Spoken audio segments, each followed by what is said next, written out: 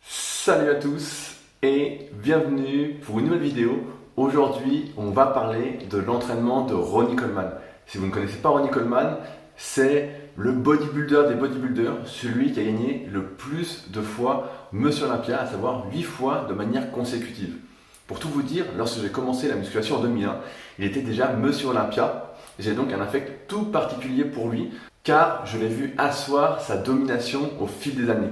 À son plus haut niveau, pour 1m80, il a fait jusqu'à 130 kg sec, rendez-vous bien compte, à Olympia 2003, ce qui est pour moi sa meilleure forme, même si pour d'autres, elle se situe à l'Arnold Classic 2001, à Columbus, où il était un peu plus léger et avait le tour de taille un peu plus fin. Avant de commencer cette vidéo, n'oubliez pas de vous inscrire pour recevoir ma formation gratuite à destination des pratiquants naturels. C'est le premier lien dans la description. Mais surtout, on connaît Ronnie Coleman pour ses fameux cris de guerre qui ont hanté toutes les salles de ma génération à l'époque, grâce à 2 de ses DVD, The Unbelievable et The Cost of Redemption, où à chaque fois on se demandait bien s'il allait pouvoir faire d'extraordinaire et où à chaque fois on était vraiment très surpris. Malheureusement, on ne peut pas dire que ça ait bien fini pour lui, et ce n'est d'ailleurs pas encore fini. Actuellement, suite au documentaire The King disponible sur Netflix, si vous ne l'avez pas encore vu, je vous invite vraiment à le regarder. On peut voir qu'il est sous morphine à longueur de journée, qu'il a subi de nombreuses opérations au dos. D'ailleurs, quand j'ai vu son IRM pour le dos, pour moi qui ai l'habitude d'en voir, ça m'a fait vraiment très mal au cœur, étant donné l'affect que j'ai pour lui. Il a également 2 prothèses de hanche et ça n'a pas l'air de finir. Alors aujourd'hui, dans cette vidéo, j'aimerais qu'on aborde ensemble, à partir de son entraînement qui était disponible dans ses DVD, je les ai tous, si ces blessures aurait pu être évité, s'il aurait pu finir d'une meilleure façon, tout en ayant en tête que c'est toujours facile avec le recul de dire il aurait fallu faire comme ça, il aurait fallu faire ainsi, mais est-ce qu'on peut apprendre du meilleur des bodybuilders et adapter au mieux notre pratique pour durer le plus possible, qui est une condition sine qua non quand on est un pratiquant de musculation sans dopage, afin d'exploiter au mieux son potentiel, étant donné que les progrès se font vraiment sur le moyen et long terme. Ronnie a toujours eu un style d'exécution hyper explosif. Même si on recommande d'être explosif, il n'en reste pas moins vrai que c'est très traumatisant pour nos articulations.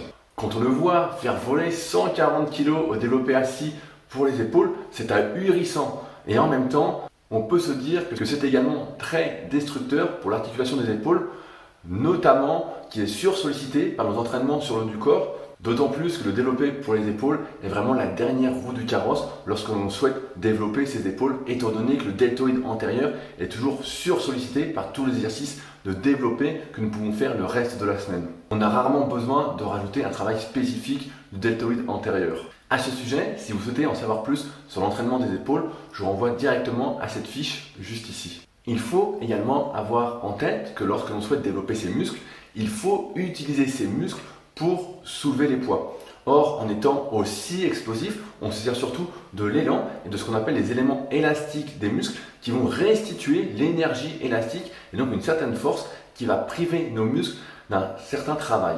Ce qui signifie donc des résultats moindres pour des charges plus lourdes soulevées, ce qui n'a à terme aucun sens si on souhaite durer et ne pas augmenter son risque de blessure.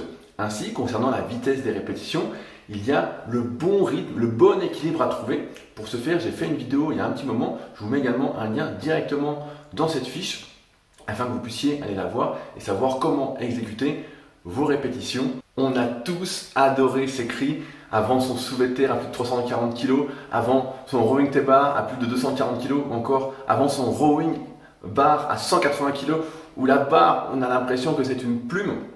Mais il faut le dire, avec le recul, faire des exercices avec le buste penché en avant et des poids très lourds ne finit pas bien. On a beau entendre dire de la part de spécialistes, entre guillemets, qu'on est en train de renforcer son dos, lorsqu'on a une bonne technique d'exécution, il ne reste pas vrai qu'à partir de mon expérience, c'est-à-dire après avoir vu des dizaines de milliers de personnes sur les forums depuis 2001, après avoir entraîné des milliers de personnes via mon site rudicoya.com depuis 2006, qu'exécuter des exercices avec des poids lourds, avec le buste penché en avant, ne finit assurément pas bien, sauf pour une minorité des exceptions.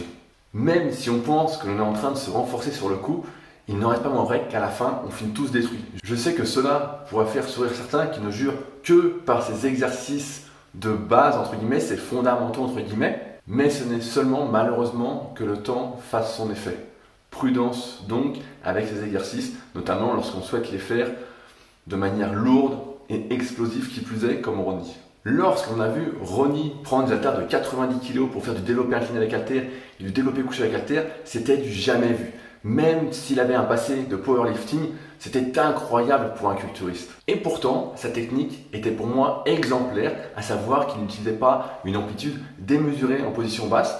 Il faut dire que la taille des haltères aidait, mais il ne descendait pas trop, ne recherchez pas trop l'étirement, ce qui est justement une très bonne idée lorsqu'on n'est pas particulièrement fait pour l'exercice de développé et qu'en plus on utilise des poids ultra lourds. L'étirement lourd combiné à la mauvaise morphoanatomie, CF, le tome 1 et 2 de la méthode Superphysique, eh bien, permet de réduire énormément le risque de blessure et de mieux localiser aux pectoraux. À croire que plus d'amplitude c'est toujours mieux, on finit assurément par se déchirer un muscle. Que dire de ces entraînements de cuisses, du squat à plus de 365 kg, du squat avant à 260 kg, de la presse à cuisse à 1 tonne. On était encore une fois subjugués, c'était incroyable. Qui n'a pas eu envie d'ailleurs d'acheter le même collant jaune pour espérer voir ses veines à travers ou mettre le t-shirt Shut Up on Squat? Malheureusement, comme je vous le disais, ces hanches n'ont pas apprécié puisqu'aujourd'hui il a maintenant 2 prothèses, une de chaque côté. Il est difficile de lui reprocher puisque dans le feu de l'action, on est tous dedans, on est tous à fond. Mais il est évident qu'en y réfléchissant à froid, il était prévisible qu'en manipulant des charges aussi lourdes avec un style aussi explosif, cela finisse mal. Même si naturellement, pour chaque individu, notre masse musculaire est corrélée à un certain niveau de force en série multiple, en série moyenne, sur des exercices qui sollicitent nos muscles, il ne reste pas moins vrai que plus on va utiliser des charges lourdes, plus celles-ci vont avoir d'inconvénients que d'avantages. C'est pour cela que de nombreux pratiquants, après 10 à 15 ans d'entraînement, modifient leur entraînement vers un entraînement moins traumatisant en essayant de réduire les charges qu'ils utilisent, en essayant d'être plus appliqués, moins explosifs, en réduisant les temps de récupération, vraiment pour essayer de réduire l'impact négatif des charges lourdes dont on sait assurément qu'à un moment ça va mal finir.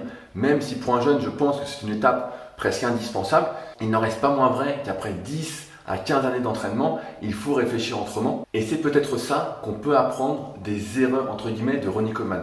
Je dis erreur, mais Ronnie Coleman aurait-il été Ronnie Coleman sans faire ça? Un bon exemple est l'entraînement de Jay Cutler, principal rival de Ronnie Coleman dans ses années de gloire, qui lui s'entraîne avec des temps de récupération relativement courts et un style d'exécution plutôt strict en comparaison de Ronnie. En conclusion, je pense que de nombreuses blessures auraient pu être évitées en adoptant un style d'exécution plus strict, en mettant moins lourd et en évitant les exercices à risque. Mais Ronnie aurait-il été Ronnie sans cela? Ça, personne n'a la réponse malheureusement. Ce sera tout pour aujourd'hui. J'espère que cette vidéo vous a plu. N'hésitez pas à vous abonner pour ne pas louper les prochaines vidéos.